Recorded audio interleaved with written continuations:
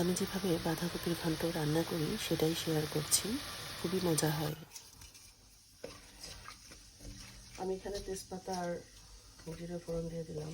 যে মশলাগুলো রেখেছিলাম সেটা দিয়ে দিচ্ছি। জিরের গুঁড়ো, ধনের গুঁড়ো, মরিচের গুঁড়ো, আদা বাটা, এলাচ, দারচিনি, হলুদ, লবণ, একটু চিনি, এগুলো দিয়ে গুলিয়ে রেখেছিলাম মশলাটা। এটা এখন ভালো করে কষাতে হবে। আমি যেভাবে বাঁধাকপির ঘন্ট রান্না করি আমি সেটাই দেখাচ্ছি।